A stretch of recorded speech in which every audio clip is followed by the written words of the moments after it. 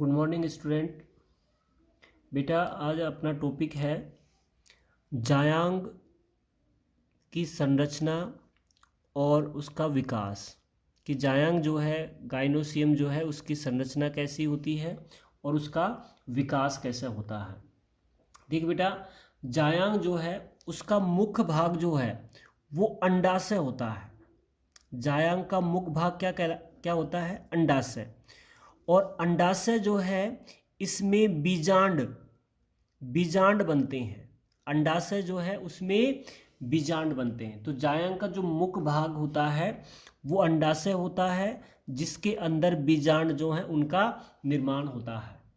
बीजांड का जो विकास है वो बीजांड काय जो है उसकी हाइपोडर्मिस, बीजांड का जो निर्माण है वो बीजांड काय की जो हाइपोडर्मिस है उस हाइपोडर्मिस जो है उसके द्वारा होता है। बीजांड जो है, अंडाशय में जो बीजांड होते हैं उसका निर्माण जो बीजांड काय है उस बीजांड काय की हाइपोडर्मिस जो कोशिका है उसके द्वारा होता है। बाहर की ओर एपिडर्मिस होती है और एपिडर्मिस के नीचे जो हाइपोडर्मिस है बीजांड काय की, वो बीजांड का निर्माण करती है। ठीक बेटा। अब बीजांड जो है उसका निर्माण कैसे होता है? देखिए बेटा, सबसे पहले प्लेसेंटा जो है, अपरा जो है, उसकी कोई भी कोशिका अतिवृद्धि के रूप में सबसे पहले बीजांड काय का निर्माण करती है। कोई भी जो कोशिका है ये अतिवृद्धि के रूप में क्या बनाएगी? सबसे पहले गोलाकार बीजांड काय बनती है। ये बीजांड काय गोलाकार बीजांड काय बनाती है।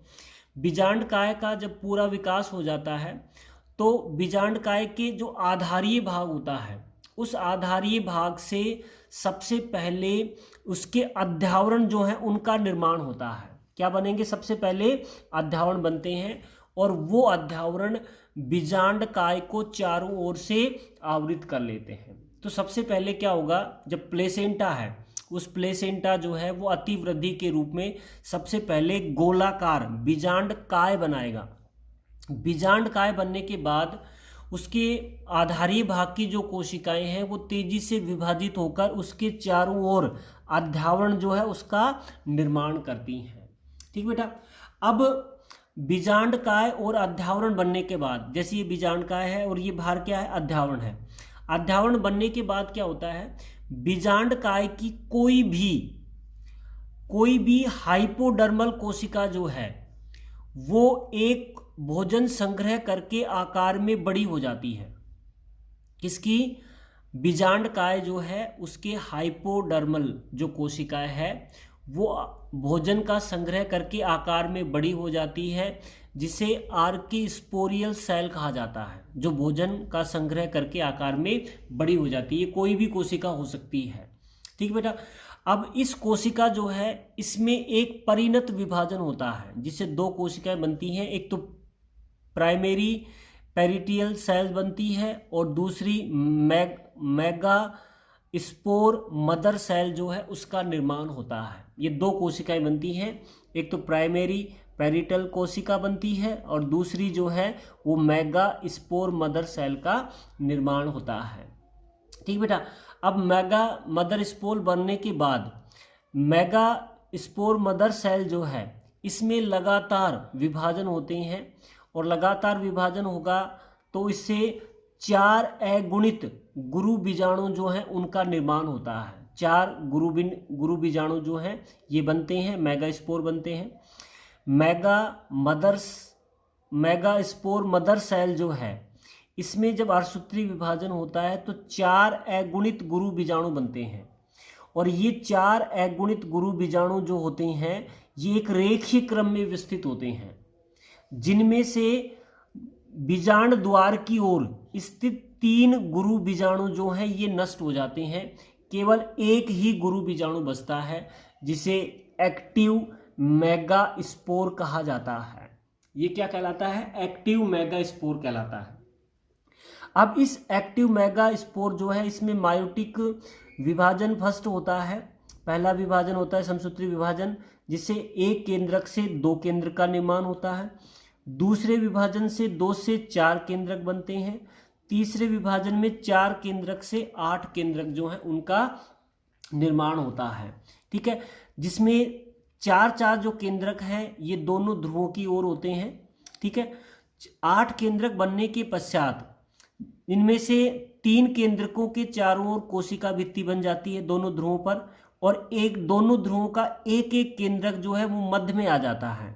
ठीक है, और मध्य में आकर पोलर न्यूक्लियाई जो है उसका निर्माण करता है।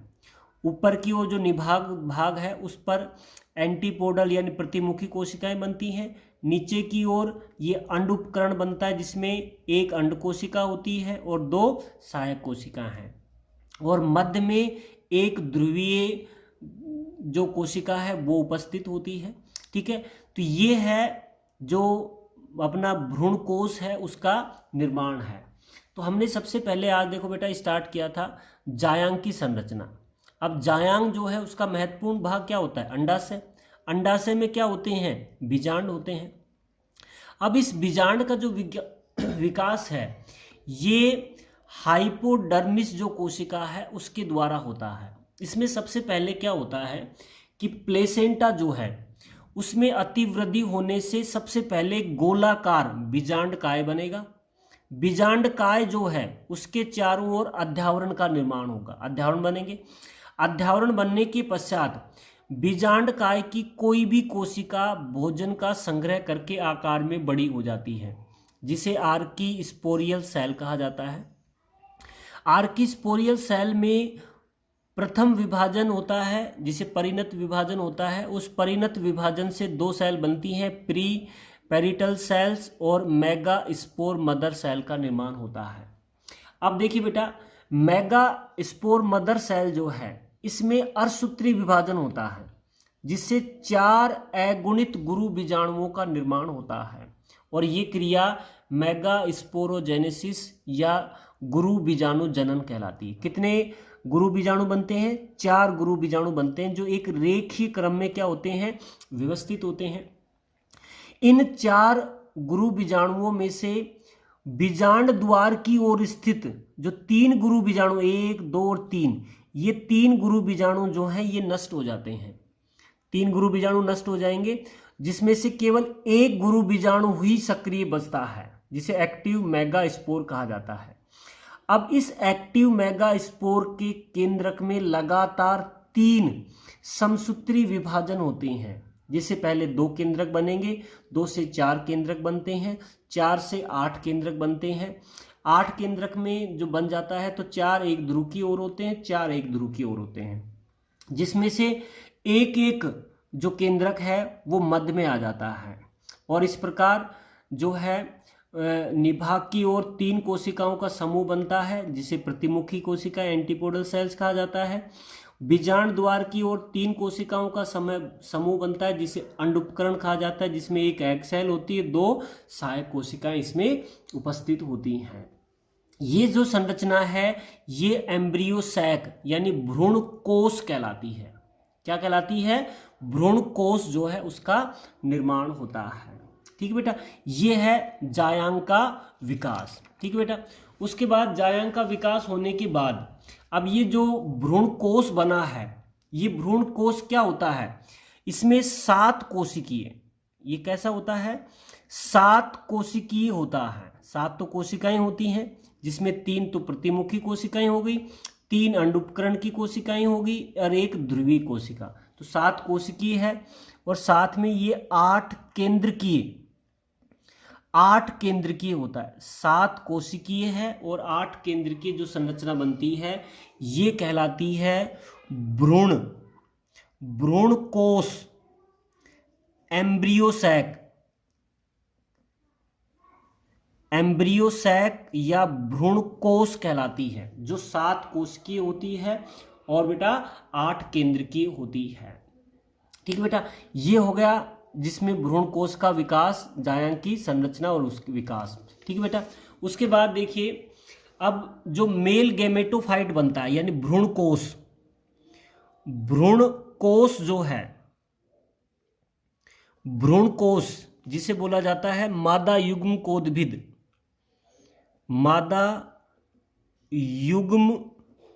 कोदभिद जो बनता है, जिसे भ्रूणकोश हम बोलते हैं, मादा युग्म कोदबिद है।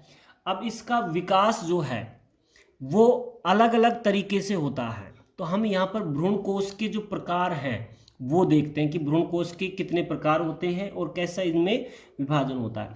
तो भ्रूणकोश का पहला जो प्रकार है वो होता है मोनोस्पोरिक। मोनोस्पोरिक प्रकार का।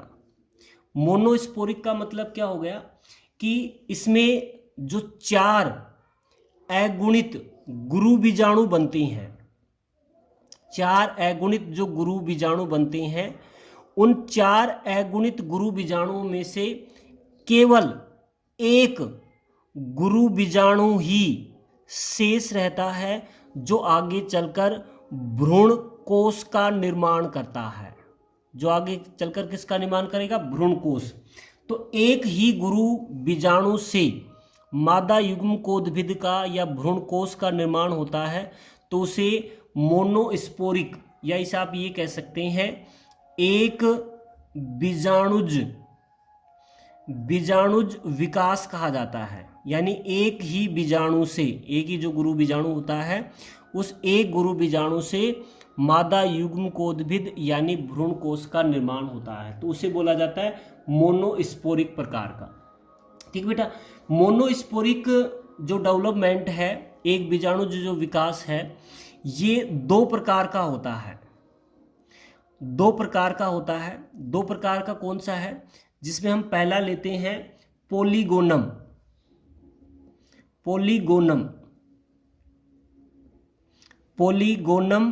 टाइप। देखिए बेटा, पोलीगोनम जो टाइप है इसमें क्या होता है कि सबसे पहले कि जैसे जो एक गुरु बीजाणु जो होता है, ये एक सक्रिय गुरु बीजाणु है। अब इसके केंद्रक में विभाजन होंगे। 1 से कितने बनेंगे? 2 केंद्रक बनेंगे। 2 से कितने बनते हैं? 4 केंद्रक जो हैं उनका निर्माण होता है। ठीक है, अब ये 4 गुरु बीजाणु जो हैं उनका इनमें क्या होगा? निर्माण होगा। ये 4 गुरु बीजाणु जो हैं ये बन जाते हैं। ठीक है, अब इन 4 गुरु बीजाणुओं में से जो निभाग की ओर स्थित होते हैं, निभाग की ओर जो स्थित होते हैं, वो उनमें से 3 गुरु बीजाणु नष्ट हो जाते हैं। कौन से नष्ट हो जाते हैं? जो निभाग की ओर स्थित होते हैं। भाई पहले ये spore, megaspore mother cell है, इसमें विभाजन हुआ, 1 से 2 केंद्रक बने, 2 से 4, तो 4 जो गुरु बीजाणु बने हैं उनमें से 3 गुरु बीजाणु नष्ट होंगे। लेकिन कौन से 3 गुरु बीजाणु? जो निभाग की ओर स्थित है। पोलीगोनम जो टाइप है उसमें जो गुरु बीजाणु 3 गुरु बीजाणु नष्ट होते हैं वो निभाग की ओर स्थित होते हैं। ठीक है, एक गुरु बीजाणु बनता है। अब इस एक गुरु बीजाणु में 3 समसूत्री विभाजन होते हैं। 1 केंद्रक से 2 केंद्रक, 2 से 4 केंद्रक जो हैं उनका निर्माण होता है, 4 से 8 केंद्रक जो हैं उनका निर्माण होता है। ठीक है, 8 केंद्रक जो है बनते हैं, जिसमें 3 जो हैं ये क्या बनाएंगे? प्रतिमुखी कोशिकाएं, 1 ध्रुवीय कोशिका और 2 सहायक कोशिकाएं, और 1 जो है ये क्या बनाती है इसमें बेटा? अंड कोशिका जो है उसका निर्माण होता है। ये है पोलीगोनम टाइप का। इसमें पोलीगोनम का इसका मतलब ये होता है कि इसमें जो 3 गुरु बीजाणु नष्ट होते हैं वो 3 गुरु बीजाणु कहाँ पर नष्ट होते हैं? निभाग वाले नष्ट होते हैं। ठीक है, तो इसे पोलीगोनम प्रकार का एक बीजाणुज विकास कहा जाता है। दूसरा विकास हम लेते हैं यहाँ पर, वो है ओइनोथेरा टाइप। ओइनोथेरा टाइप जो बीजाणुज विकास है, इसमें क्या होता है कि देखिए बेटा, ये है एक spore, megaspore mother cell. इसमें विभाजन हुए, 1 से 2 कोशिकाएं बनी, 2 से कितनी बनी? 4 गुरु बीजाणुओं का क्या हुआ? निर्माण। अब इन 4 गुरु बीजाणुओं में से जो गुरु बीजाणु नष्ट होंगे वो बीजांड द्वार वाले गुरु बीजाणु नष्ट होते हैं। कौन से नष्ट होते हैं? बीजांड द्वार वाले गुरु बीजाणु जो हैं ये नष्ट होते हैं। ठीक है, अब इस गुरु बीजाणु में अब समसूत्री विभाजन फर्स्ट होता है। एक से कितने बनेंगे, 2 केंद्रक जो हैं उनका निर्माण होगा। 2 से कितने बनते हैं, 4 केंद्रक जो हैं उनका निर्माण होता है। 4 केंद्रक बन गए। 4 केंद्रक जो है, अब इसमें 4 से 8 केंद्रक नहीं बनते, केवल 2 ही विभाजन होते हैं। एक विभाजन ये होता है और एक विभाजन यहाँ पर होता है। 2 ही विभाजन होते हैं। और 2 विभाजन जब होंगे तब क्या होगा, जो संरचना बनेगी वो देखिए। यहाँ पर एक तो ये हो गया, एक जो है पोलर न्यूक्लियाई जो ये बनेगी, और साथ में एक अंड कोशिका और 2 सहायक कोशिकाएं जो हैं उनका निर्माण होगा।